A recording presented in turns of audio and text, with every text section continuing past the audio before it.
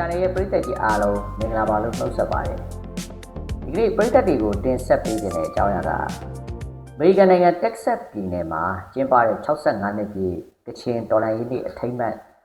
online သင်ခန်းတစ်ခုမှာကချင်လူမျိုးရေးတက်မတော် KIO ရဲ့ဒုတိယဥက္ကဋ္ဌဒုတိယဗိုလ်ချုပ်ကြီးခွန်မော်ကဒီနေပြည်တော်အနေနဲ့ NUG နဲ့စကားပြောခြင်းနဲ့ဆန္ဒရှိလားလို့ပြောလိုက်တဲ့ဒီသတင်းတစ်ပုဒ်ဟာကျွန်တော်တို့ဒါလူမှုကွန်ရက်တွေကြားမှာလည်းအတန်ပြန့်နှံ့ပြီးတော့ထွက်လာတာတွေ့ပါလိမ့်မယ်တကယ်ကိုဒီတော်လှန်ရေးမှာဒီ NUG ရဲ့တကယ်မဟာမိတ်ကောင်းဖြစ်တယ်လို့ KIO ဟာဒီကချင်ပြည်နယ်ဒေသတစ်ခုရဲ့လွတ်မြောက်ရုံနဲ့မဟုတ်ဘဲနဲ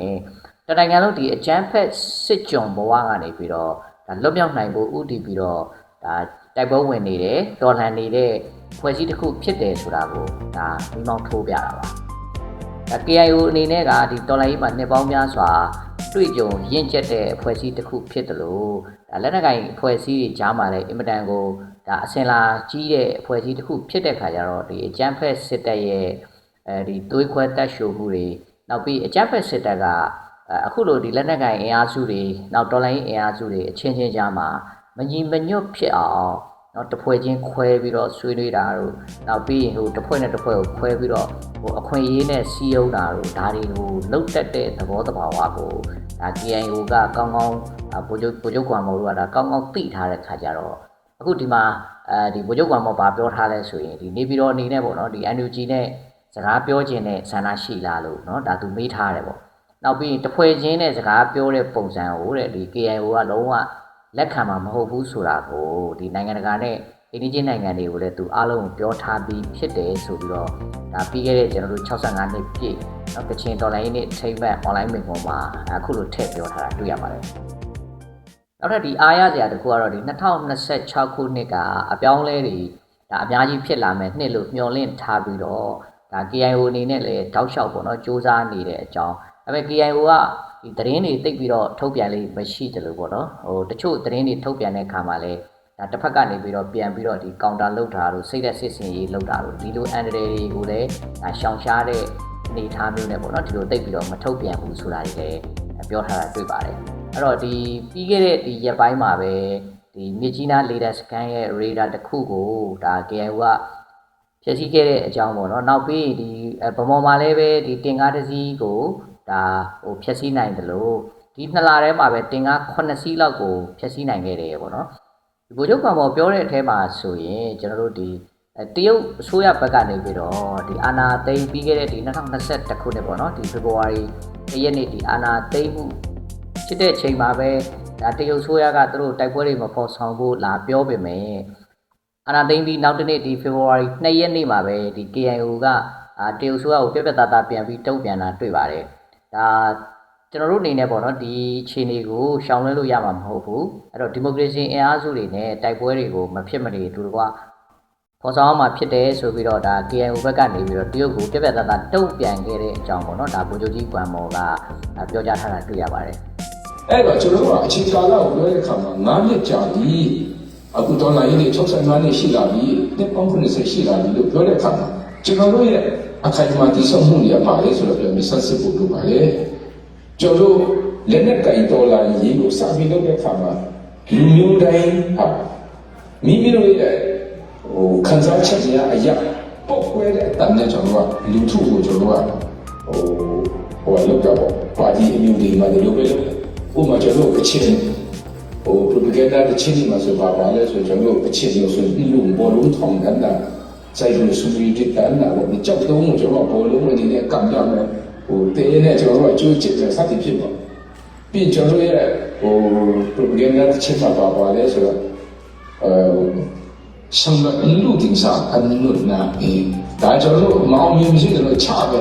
အဲ့တော့ကျွန်တော်ဒီဘော60ကျော်ချလာတဲ့အခါမှာမတင်ပါဘူးလားအဲ့တော့ကျွန်တော်ရဲ့လူထုကိုကျွန်တော်ကအသိပေးတဲ့အပေါ်မှာပဲကျွန်တော်ကဒီအချိန်မှာကျွန်တော်ကမချတော့ဘူးလို့ပြောလူထုကဟာဒီကောင်လေးမလျှော့သွားပြီလို့ပြောကြတယ်တကယ်တော့ခုနပြောသလိုပဲစစ်ရေးနဲ့နိုင်ငံရေးကိုဟန်ချက်ပြီးဟိုလောက်ခတာတွေကျွန်တော်ဟာအောင်မြင်တဲ့တည်ချတဲ့ပန်းတယ်ရောက်ရှိမှာဖြစ်ပါတယ်ဒါကြောင့်မို့လို့ဒီကျွန်တော်တရားရောဟာ CRPH နဲ့ TFIC ရဲ့သဘောတူချက်များကိုထပ်ပြီးMOD နဲ့အခြားသောကျွန်တော်မီဒီယာမှာတွေ့နေရတဲ့ဒီပြန်လည်ပေါင်းစည်းရေးပြန်လည်စုဖွဲ့ရေးအဲ့ဒါကျွန်တော်ဒီလုပ်နေပါတယ်လွန်ခဲ့တဲ့နေ့ရက်3ရက်ကပဲကျွန်တော်NUG ရဲ့ KLB ရဲ့ KLB ရဲ့ CLF ရဲ့ TLO ရဲ့နားပဲကျွန်တော်online meeting တွေလုပ်ပါတယ်လက်ရှိဒေါ်လာရေးကိုအောင်မြင်အောင်ကျွန်တော်တို့ဆင်နွှဲမယ်လဲဆိုတဲ့အရာကိုကျွန်တော်ဦးစားပေးပြီးကျွန်တော်ဆွေးနွေးနေဖြစ်ပါတယ်အဲ့ဒီမှာမီဒီယာမှာပါလာတဲ့ Styria ကောင်စီဆိုတဲ့အားကကျွန်တော်မျှော်မှန်းချက်ပြောတဲ့ဝဟာရဖြစ်ပြီးတော့အတည်ပြုထားတာတော့မဟုတ်သေးပါဘူးဒါကျွန်တော်ဆက်လက်ဆွေးနွေးနေတဲ့အဆင့်မှာပဲရှိပါတယ်လို့ဒါလည်းပြောချင်ပါတယ်နောက်ထပ်စိတ်ဝင်စားစရာဒီဗိုလ်ချုပ်ကြီးကွာမော်ပြောကြတဲ့အထက်ကချက်တစ်ခုပါဆိုရင်ဒါတရုတ်နိုင်ငံဘက်ကပေါ့နော်ဒါ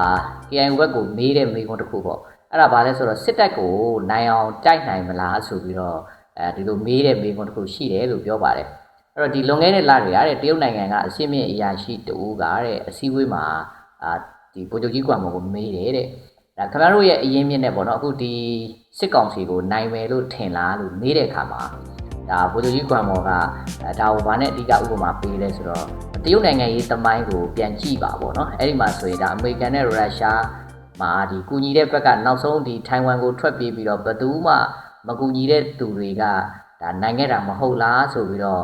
ဒီဟာဟိုသူကဥပမာပေးပြီးတော့ပြန်ပြောလိုက်တဲ့အခါမှာတော့ဒီတရုတ်ဘက်ကဘာမှပြန်မပြောတော့ဘူးဆိုပြီးတော့ဒီလိုအခြေအနေကိုလည်းဒါဗိုလ်ချုပ်ကွမ်မော်ပြောတာဒါစိတ်ဝင်စားစရာကောင်းပါတယ်အဲ့တော့နောက်ထပ်ကျွန်တော်တို့ကဒီဗိုလ်ချုပ်ကွမ်မော်ပြောကြတဲ့ဒီဗီဒီယိုဖိုင်ပေါ့နော်ဒါမိနစ်50ကျော်ကြာပါတယ်အဲ့ဒီဗီဒီယိုဖိုင်ကိုကျွန်တော်တေချာနားထောင်ကြည့်တဲ့အခါမှာ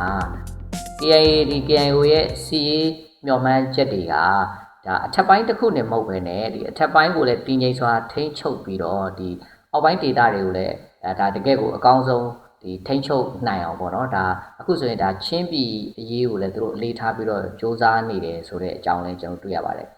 ဒီမှာဆိုရင်ဗိုလ်ချုပ်ကြီးကွမ်မော်ပြောထားတာကဒါကျွန်တော်တို့ပါတဲ့ကချင် unit ဒီနာဂ unit ချင်း unit နဲ့ဒီ NUG ဒီစကိုင်းတိုင်းထက်ပိုင်းပေါ့ဒီကာသုံးလုံးဒေတာပေါ့နော်ကာသုံးလုံးဒေတာဒါတွေ stable ဖြစ်ဖို့သူတို့စ조사နေတယ်ဆိုတဲ့အကြောင်းပေါ့နော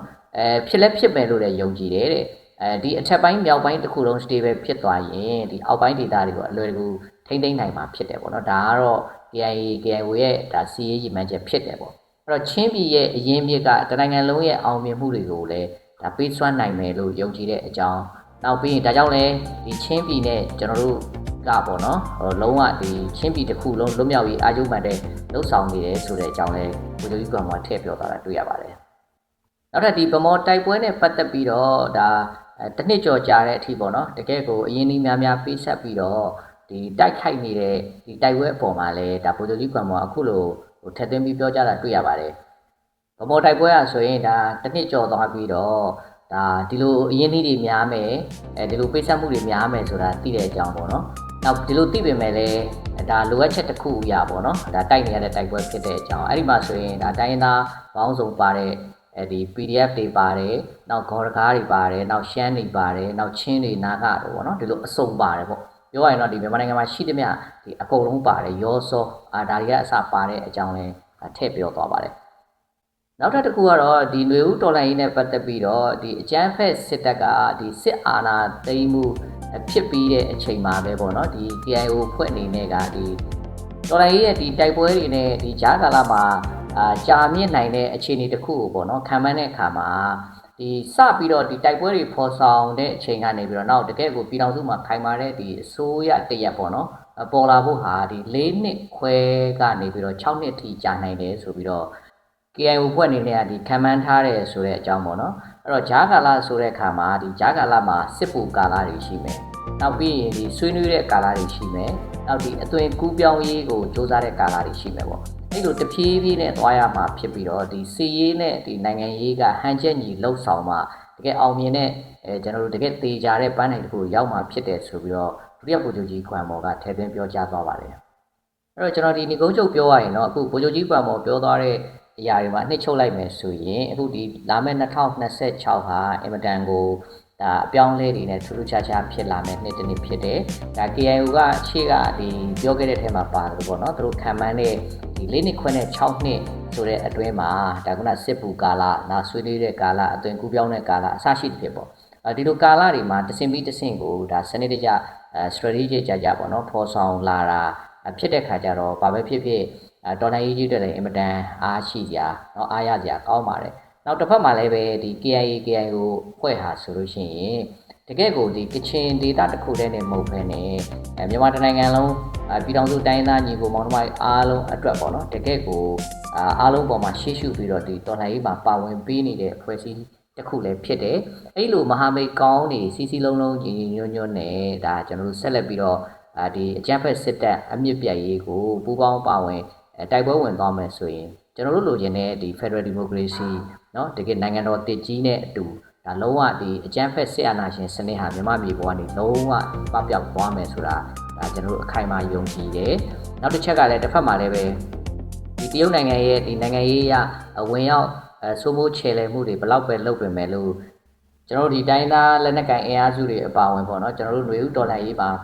အကြမ်းဖက်စစ်တပ်အမြင့်ပြတ်ရေးကိုတွန်းလှန်တိုက်ပွဲဝင်နေကြတယ်ဒါတော်လှန်ရေးတပ်ဖွဲ့တွေအားလုံးကလည်းပဲ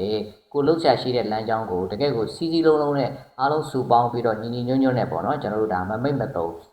တိုက်ပွဲဝင်နေကြတာတွေ့ရတဲ့ခါကျတော့ကျွန်တော်တို့တေချာပေါက်ဒီຫນွေဥတော်လှန်ရေးကြီးဟာအောင်မြင်မှုတွေမကြခင်မှာကျွန်တော်တို့မြင်တွေ့ရတော့မှာဖြစ်တယ်ဆိုတာကိုပြောချင်ပါတယ်။ခင်တွေရဲ့ channel ကိုအခုလိုအစဉ်တစိုက်အားပေးနေကြတဲ့ပရိသတ်တွေအားလုံးလည်းဘေးကင်းကြမှာပြီးတော့စီးပွားလက်လာပါတွေတိုးတက်ကြပါစေလို့ဆုတောင်းပေးလိုက်ပါတယ်။